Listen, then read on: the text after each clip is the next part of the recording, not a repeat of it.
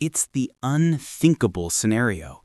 But government insiders are already quietly planning for it. For more than a century, they've called it the longest undefended border in the world. Over 5,000 miles of friendship, of commerce, of shared history. It's not just a line on a map, it's the planet's most important economic artery. Every single day, $2.7 billion in goods and services crosses this border. More than 400,000 people make the trip. It's a relationship so deep, so connected that we just take it for granted, like breathing. But what happens when the breathing stops? What happens when political anger boils over, when tariffs become weapons, and the handshake is replaced by a clenched fist? What would it actually look like if the US-Canada border closed?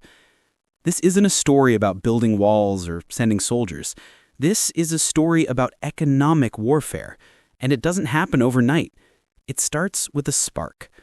Let's imagine it begins with something called the Great North American Trade Dispute. It starts small, with targeted tariffs, maybe a new tax on Canadian steel to protect American jobs. Canada gets angry and hits back. They target American bourbon, yogurt, and lawnmowers. It's a classic tit for tat. The news covers it for a day or two, but for most of us, it's just background noise. But then, the talk gets uglier. The language changes. Leaders stop saying trade partners and start saying competitors, and then adversaries. The background noise becomes a deafening roar, and the trust that held everything together for generations starts to crack. Then comes the tipping point. The one move that pushes everything past the point of no return. The auto industry. It's the beating heart of the Great Lakes economy. A single car park can cross the border up to 7 times before a car is finished. It's the ultimate symbol of how connected these two countries are. And so it becomes the ultimate target. Imagine a government announces a new sweeping 100% tariff on all cross-border auto parts and vehicles. It's an economic nuclear bomb. The other side sees no way out and responds with their own. They target critical sectors like energy and agriculture. The phone calls between leaders stop. The negotiations collapse. And then the announcement. A televised address to the nation. Therefore, to protect our national economic security, effective at midnight tonight, all non-essential commercial traffic and trade across our northern border will be suspended until further notice. Day 0. The shutdown. The immediate effect is chaos. At the major crossings like the Ambassador Bridge in Detroit, the constant flow of trucks just stops. It becomes a parking lot stretching for miles and miles. Truck drivers are stranded. Their cargo, fruits, vegetables, medicine, starts to rot in their trailers. The stock markets don't just dip. They dive. Any company with a North American supply chain is hemorrhaging money. We're talking hundreds of billions of dollars in wealth, just erased in a few hours. But that's just the beginning. The real pain is about to be felt on Main Street. Within 72 hours, the first assembly lines go quiet. In places like Windsor, Ontario and Detroit, Michigan, the entire system collapses. A factory in Michigan can't get engine blocks from Ontario.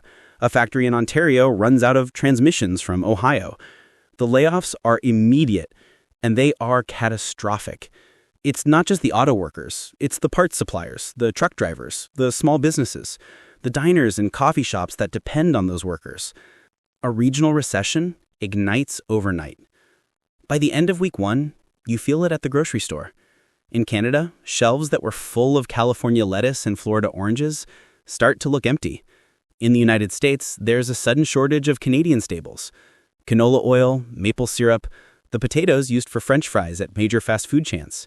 Food prices spike. Energy becomes a crisis. The United States imports more oil from Canada than from anywhere else. Gas prices at the pump soar. The cost to heat homes in the American Northeast, which relies on Canadian natural gas, skyrockets. And the crisis even reaches our hospitals. Critical, life-saving medical supplies used to diagnose cancer are produced in Canada and shipped to the U.S. every single day. Suddenly, that supply chain is broken. This is no longer about money. It's about lives. As the weeks turn to months, a devastating new normal sets in. The economic closure has become a deep, freezing depression for millions. Companies that have existed for a century go bankrupt. The iconic brands of North American manufacturing are broken. The political fallout is immense. The governments that started this now face a full-blown revolt from their own citizens. Protests fill the streets. People are angry. They want their jobs back. They want things back to the way they were. And this changes everything on the world stage. That giant hole in the global economy, it gets filled by others. China and the European Union rush in. They sign new deals with a desperate Canada to get access to its resources. The U.S. is forced to look south, to Mexico and Latin America, to try and rebuild what it lost. The U.S. and Canada, once the closest friends in the world, are now bitter rivals. The special relationship is dead. The trust is gone. And that is maybe the greatest tragedy of all. The economic numbers are just staggering, but they can't measure the human cost. The families split apart, the shared culture, the easy friendship, the simple idea that the person across the river isn't a foreigner but a neighbor. All of it is a memory. This scenario isn't a prediction. It's a warning. It shows just how fragile our interconnected world really is, and how quickly the unthinkable can become our reality. The good news is that we're not there yet. The border remains open, but the political tensions that could lead to this future are very real. Understanding what's at stake is the first step in making sure a story like this remains fiction. What do you think is the most overlooked consequence of a border shutdown? Let me know in the comments below. And if you want to explore more big what-if scenarios like this one, make sure to hit that subscribe button and turn on notifications. Thanks for watching.